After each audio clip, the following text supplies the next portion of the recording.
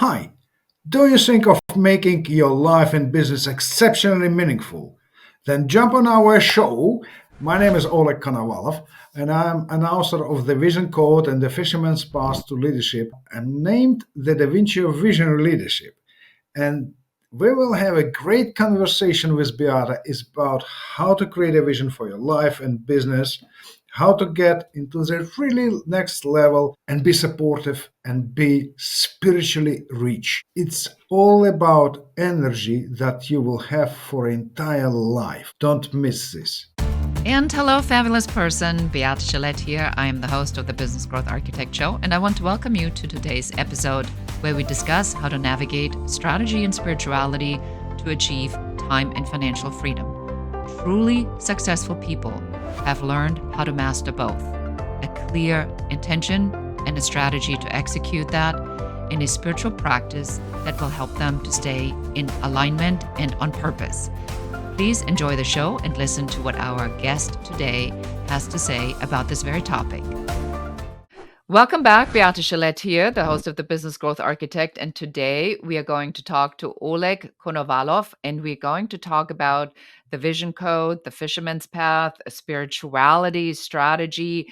And we will be talking a lot about vision and why having a clear vision in your life will help you to overcome trauma and a lot of these other things that are constantly in your way of achieving that type of personal success you are striving for. Oleg, I'm so excited to have you on the show. Welcome. Beata, thank you very much. The topic is so hot and I love it. Thank you. We'll do our best. So, Oleg, for somebody who does not know who you are, will you tell them a little bit about yourself, where you are, what you do, and how do you help your clients solve their problems? Right. I'm just across the pond from you. I'm in the UK at Birmingham. Right. My key area is vision and vision leadership. And I spent, well, a lot of years in the fishing industry. Therefore, I I don't believe much in theory. I believe in practical solutions. And therefore, whatever I do or help companies or private clients, it's all about practice. It's all about empowering people to be the masters of the future. Very simple. In a formal way, I'm number one in the world in the field of vision, but it puts a lot of responsibility on my shoulders. Well, I actually would like to talk a little bit about vision. So, as a vision expert, what is so important about the vision? And I'm asking this question specifically in one context. I want to give a little bit more context to our listeners. Because one of the things that when people come to consultants, coaches like you and me, the first question we always ask them is, what do you want? And oftentimes we get a very fuzzy description of things that they don't want, maybe a little bit of what they want, but it's really vague. So how does a vision drive outcome? Vision gives a meaning to your life and to your business. And therefore, it immediately elevates you into much higher position. And this demands strength, appropriate mindset, but it allows you to be in command of a huge space where you're taking as a huge market share or whether you're living a happy life. But it all comes to a very simple understanding. Many people are trying to crawl at any cost to just a higher position in the corporate world. Then they are reaching a point, and this point is not shareable, it's not transferable, it doesn't have that room for growth. Vision is a space, and in that space, it will define your energy, it will inspire you, it would make you much greater person, and of course, much stronger person. Here's the difference. I want to reach just a point, but if you want to create a space, one of the definitions of vision is when you want to create something when you have nothing at hand. Not to have something. Because when you want to reach a point, you want to have. But if you want to create something tremendous, that's about vision. And in this space, you are in command. To me, isn't that like already one of the most important principles of spirituality, the energetic vibration that we're creating? How is that connected? It's not just connected, both stand together. One of the first questions I'm always asking my potential clients is, do you believe in something except yourself? I'm not a judge. Someone believes in God, in Allah, I don't know. I'm not a judge. Into the universe, into the universal love, that's great. But if people don't believe in anything except themselves, they're purely nourishing their ego. But if you believe in something great, you will get that response from the universe, from the external world, from whoever you believe. It's one thing. Vision, as we said, every space is about energy, productive energy, positive energy, and it's directly linked to spirituality. If you don't have that energy, it's not a vision. It doesn't inspire you. It just makes you feel tired because it's huge. It sucks, you know, but in a good way. If we're talking what is vision, vision is energy. And let's put it in a way that is more appropriate for the most people in the corporate world. They're all trained about time management. Vision is about energy management because you're responsible for quality thinking, which is energy. You're about to leading people. It's about energy of people, not about number of people I'm leading. Right? It's all about how you committing yourself to something great and very important. So energy and spirituality, they go hand in hand. You can't separate them. I mean, yes, I this is the whole purpose of the show is to get this idea clearly across that I always have this one quote from Princess Leia, and I'm sure that I get the quote all wrong, but there's a moment when gets all mad at Han Solo and she says, "If money is all you want, money shall be all you get." And I think that what I'm hearing you say, Oleg, is that your personal vision for yourself is to help other people to see more or to see beyond. You see, on the last breath, how, do we think how much money do we have? It's all about meaning. And in a simple way, you can't buy a meaning with money. You must create it. You must build it yourself and make it much more valuable. And this is about vision. People are coming to you not because of money, but because of meaning and value that you're sharing. Money is call it a byproduct of a value created for others. Tell us a little bit more about that because I think this is a very important concept. I think many people have a challenge to understand how the vision drives the value, drives the financial aspect of success because they believe that money is the goal and that the other things are the vehicles to get there, right?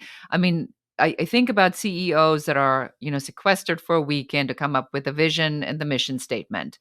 And but it's not as a vision statement as I hear you talk about, because what you're talking about is almost like purpose and Oh vision. yeah, yeah.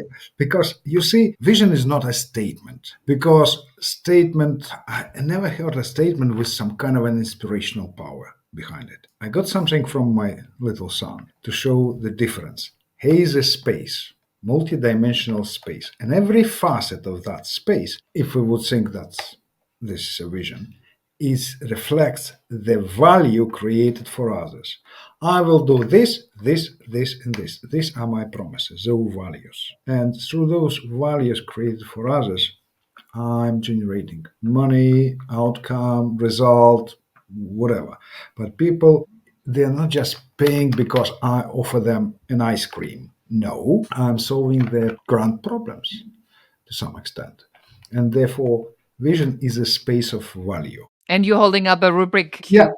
So for those who are listening to this podcast on an audio yeah, version only. it's a space, and every facet of this space reflects the value that you create. And therefore, if it's tremendous, imagine you are in control of a huge market space. You have a vision for it. And therefore, every market customer who sees that value pays you money. But if they don't see that value because you're not offering any real value, they're not paying. It's a dead end game. So somebody now that's listening to the show is listening to you talking about vision. How can they recognize on whether or not the vision that they have is the type of vision you talk about? Because they go like, "Well, I have my vision statement on my website. I've done this exercise. I Good. don't need to listen to this." Oh, yeah, believe me, I hear those words. almost every day. The definition is very simple. We can't live a purpose as a legacy. We can't live our goals as a legacy. We can't live our mission statements as a legacy, but we could live a vision as a legacy to the next generation within your generations within your company or within your family. For instance, we remember about vision of Steve Jobs or Nelson Mandela, but we hardly remember their goals. And I don't remember them jumping on stages and saying, hey, I have that mission statement. So if you have a true vision, you could leave it as a legacy. But if it's just a statement, stick it to yourself. Who cares? It's your promise. It's not the promise of your children or your colleagues who would work for your company like within a few years. No, it's your promise. Another thing, people talk about statements. You can have a mission statement, some kind of a short line or longer line, but in good sense, vision is so dynamic, therefore, it's always a vision message. It's always a verb of action. It's not a statement of facts. We're the best in the industry. Who cares? So, think we're helping people with such solutions. We're making their life better, and therefore, it will be always dynamic message. So, what I'm hearing you say, Oleg, is that as a business owner, now when I'm hearing this, it's almost like I feel you encouraging me to feel an emotion when I say this. Is this a correct statement? There are six key elements in every vision: stimulus, in other words, value for others. If it's really valuable, they will respond immediately because it's always scalable. It's scalability. It's spotlight who takes responsibility, not only the visionary himself, but all involved. It's about scanning being relevant. It's about simplicity, but what's important, it's about passion. Vision is a strong emotion itself. Therefore, it attracts many people. It's like a huge magnet. And if people don't feel that you're putting your heart, your emotions into it, they wouldn't believe in it because you can't fake true passion. Oh, that is so good. That is so true. I agree. It's not about just shouting all over, Yeah. but it's about burning from within. So the litmus test then really is, am I saying it? Am I believing it? Am I living it? Is this everything? This is amazing and powerful. And we'll talk a little bit more about spirituality and how that all ties in right after this quick message. Have you ever wondered what the actual amount of your true earning potential is in this market? To find out what your talent is worth, take our quiz at whatsyourtalentworth.com. You will find out your actual earning potential amount by using our proprietary profit formula. Enjoy the quiz, and again, the URL is whatsyourtalentworth.com. So, like, we talked a lot about vision, and the way I'm hearing this is that I need a resonance, and a resonance that is, it's almost like the vision, how you describe it, is something that's awakening inside of me, and that then burns so brightly that everybody can see, oh my gosh, that's it, that's her, right? You're becoming the source of inspiration yourself. Vision comes from within you and it grows with inspiration. But it's a great thing because vision inspires you in return and it inspires others. It goes virally. It's not about being motivated, but it's about inspiring others. That's how to tell you, you are hitting two strings, two nerves: conscious mind, because what is practical for people, and subconscious mind, how it is emotionally connected people passions together, and that is very important. Therefore, it's not just spirituality in terms of a procedure, right? We must make three bows and the miracle would happen. No, it's about really being connected to that great passion. We're connecting minds and hearts together to achieve something great. So now the question is, so here's the practical, and I'm originally from Germany, so I have a lot of that, like, that part in it. And so now what would you say to somebody that says, that's all nice and good, I have to pay my bills. So they have to be actions, I have to follow the advice that People tell me things are done in a particular way. That's all nice and good. I'm super passionate about it. My vision is clear. I'm going to be the world leader in everything X, but there has to be a tangible, executable strategy to achieve that. Is there a disconnect, or does the vision at that level and the vibration you talk about change the action? Vision, first of all, vision is huge. It makes you focus on it because it's huge and strong.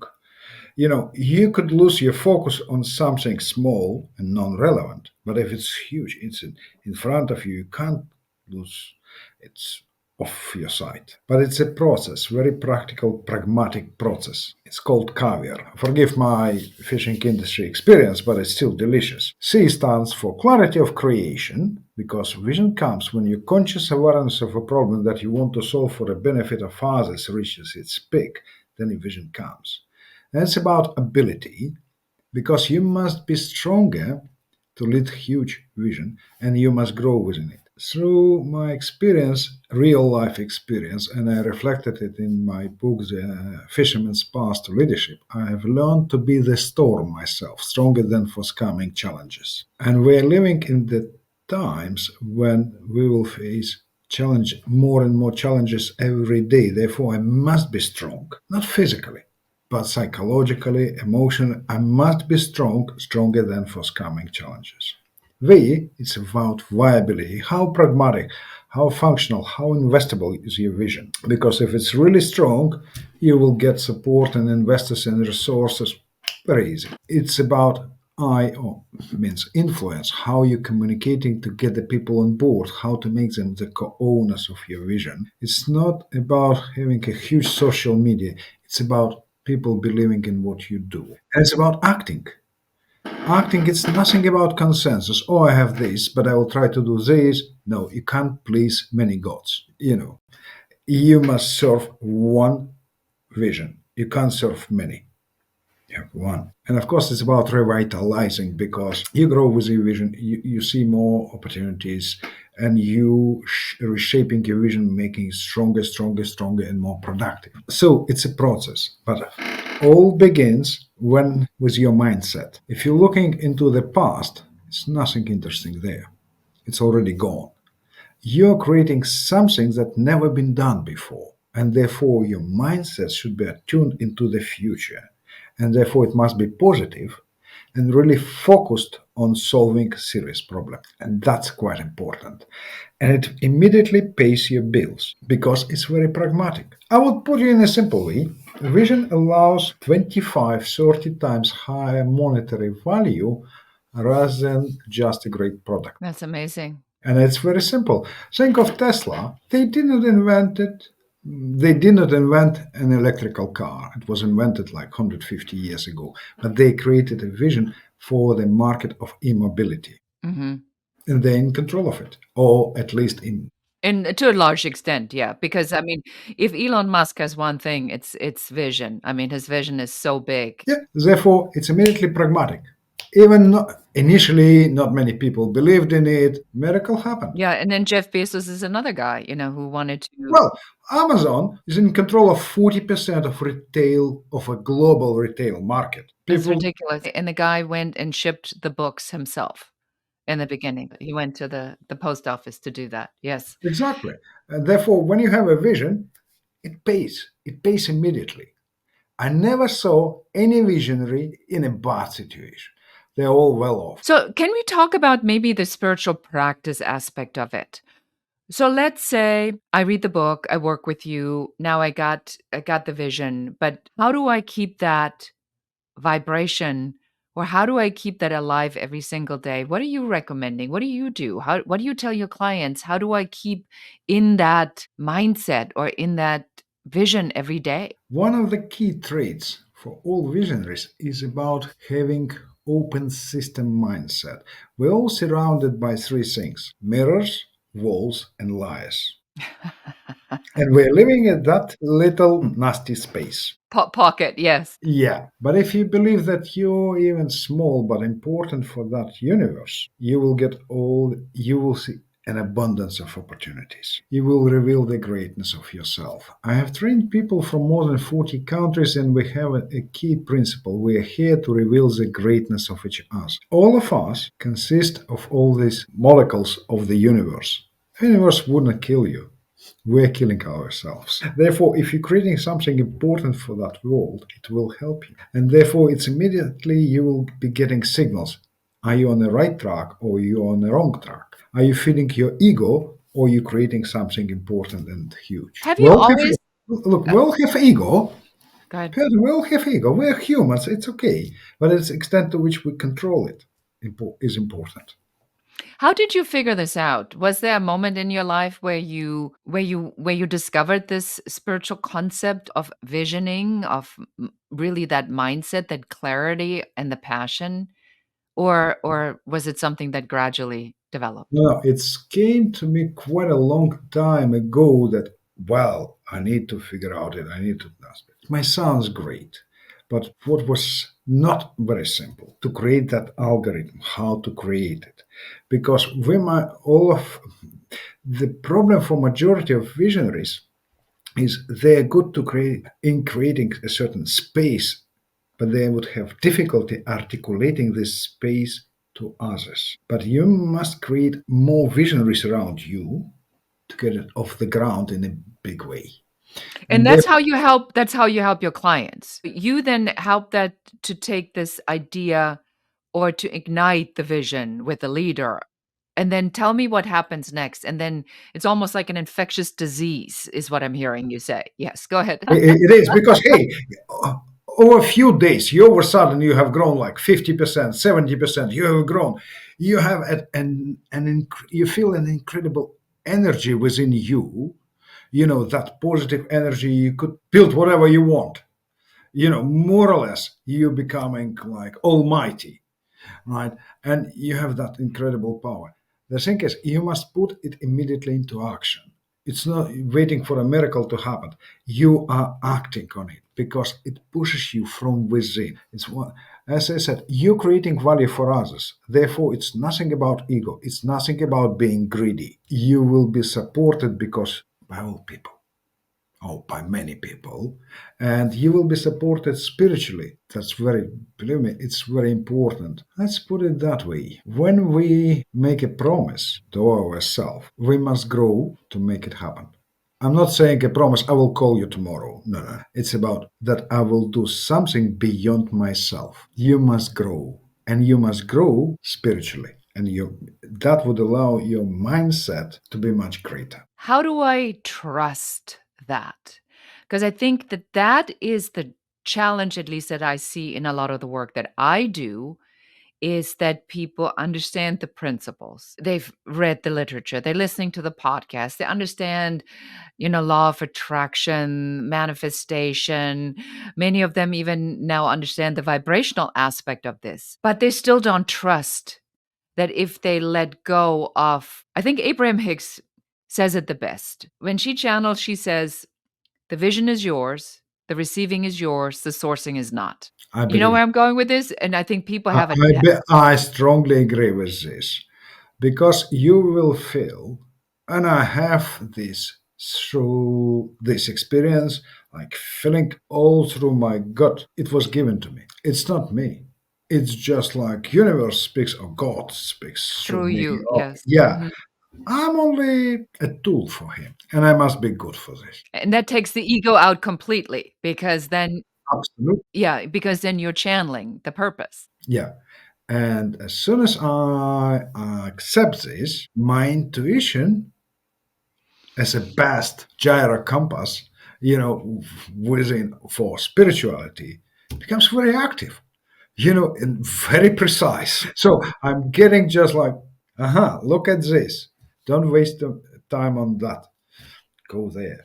And it's a tremendous moment which is difficult to grasp, but very important to accept. I think it's the biggest challenge, to be honest with you, because a lot of people, do the work, but then the implementation of the work, which is the complete surrender and the trust, is the challenge. Beata, many people are full of fears. Some people are afraid to love. Some people are afraid of own success. But fear, very often, is a nasty gift from others. None of us have a fear of success. But we have a fear what other people would think of us, which is given to us. I don't know, by friends Yeah. or Parents, yes. parents, whatever. You know, School, the educational system that's entirely built on this entire system of comparison and how good you are, take existing information and repeat and remember, and then you get good grades if you do everything exactly like how other people have always done it. And at the same time, innovation is driven by the opposite of that. And so we pop out of school already with this great crazy paradox in our pocket where we have to defy what we've been told while we want to continue to do what we've been told, because then if we gave that up, then we would have been wrong the entire time. And that itself is mind blowing. And now we're in this conundrum. and the thing is, we are so caught or caged to have the same mindset through the life. You must think only that way. In today's world, the packet of milk, which has a shelf life of 12 months, has a longer shelf life than a mindset. As soon as you grow, you must change your mindset. You must start thinking differently because you're growing. That's the reason why we grow, why we're getting those spiritual signals. Aha, be better at this. You're good at that. Improve. And therefore you're changing your mindset. You start asking deeper questions. You're not asking those common convenient questions. It's very simple. I love that. So, for somebody now who has listened to this interview and says, I must know more about Oleg, tell us about the how we can reach you and, of course, your books and what you do. Right. Simple. My website, olegkonovalov.com, or you could find me on LinkedIn, and I'm always respond to the messages. You could read my books, The Vision Code, or my latest book, The Fisherman's Path to Leadership. One book is more about how to do, and another book, The Fisherman's Path to Leadership, is about how to be. Bella, question to you. Spirituality, is it about how to do or is it about how to be? To me, it's about how to be. Exactly. It's And about really getting into that. I think the hardest part for me has been honestly, like that remembering how to trust intuition and to recognize that this energy we talk about is already inside.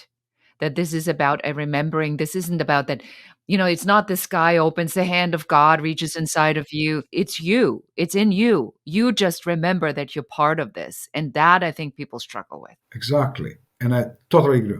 As soon as you understand how to reveal yourself, how to be greater, you will have it. But as soon as you focus on the process, how to do it, you will stick, you will be caught in that process forever. And I would try to put it in a very simple line. We are looking for spirituality, not because we love it, because we're looking for ourselves. There you go. Oh, what a great way to stop and finish this interview. It's been amazing to have you on the show. Clearly, I could just keep talking to you forever about this topic, but I appreciate you very much. So make sure everybody check out the books and look up Oleg. I really appreciate you. I appreciate the work.